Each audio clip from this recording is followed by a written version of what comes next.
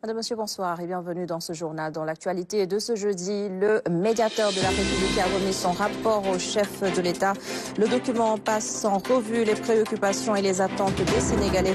Le président Bassirou Diomaye Faye annonce un plan de mise en œuvre des recommandations. Le rapport du médiateur de la République prend en compte toutes les problématiques actuelles. On peut citer des réformes dans la justice, la réforme foncière ou encore l'amélioration de la qualité du service public. Bien d'autres questions ont été bien sûr évoquées dans le document remis au chef de l'État, Bassirou Diomaye Faye, qui s'engage également à instaurer un dialogue institutionnel de proximité à Boubacar Kane. La remise du rapport annuel 2023-2024 du médiateur de la République est un acte de portée républicaine, un moment essentiel de notre vie institutionnelle. Elle illustre une tradition de dialogue et de concertation bien sénégalaise pour aboutir à des compromis dynamiques sur les grandes questions nationales. La présentation du rapport du médiateur de la République est un acte à la fois symbolique et pratique qui a des implications profondes sur la gouvernance de notre pays, la protection des droits des citoyens et le renforcement de la démocratie administrative. Le médiateur de la République, institution singulière, incarnée par une autorité indépendante qui, outre sa mission d'intercession en faveur du citoyen et de l'entreprise, dispose de pouvoirs de proposition, de recommandation, de suggestion et d'investigation. Le médiateur de la République se définit comme un pont entre les usagers et les institutions publiques, l'objectif étant de faciliter la communication et de favoriser une compréhension mutuelle. Une quête de justice et de vérité pour l'exercice des droits de chaque citoyen.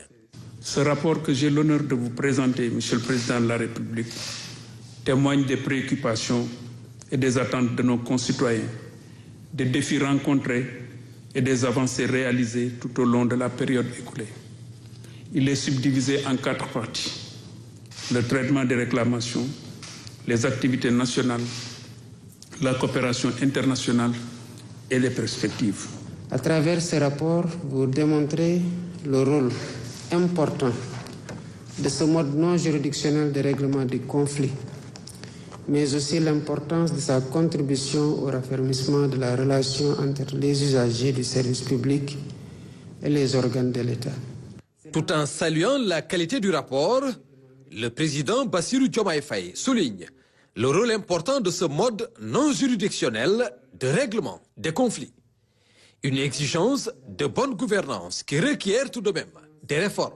Les réformes auxquelles nous aspirons, qu'elles soient à visée sociale, politique ou par nécessité de prendre en compte nos vulnérabilités territoriales et économiques, s'appuient toutes sur la confiance du citoyen envers son administration et a fortiori envers le service public de la justice.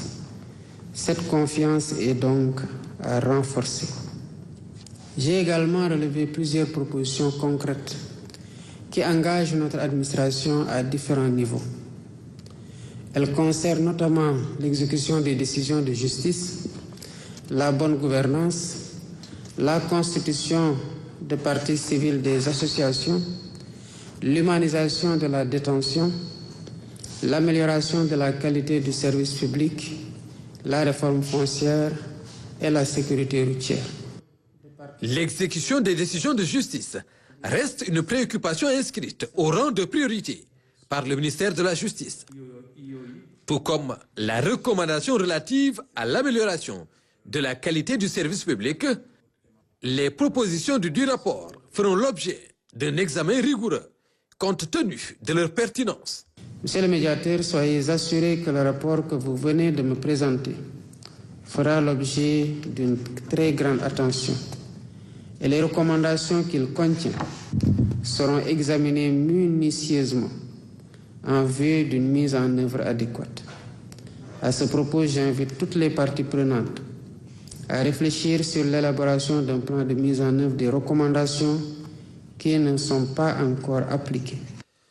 Un engagement à traduire ces recommandations en actions concrètes Et c'est parce qu'une gouvernance efficace repose sur une administration au service du citoyen, guidée par la transparence et l'équité.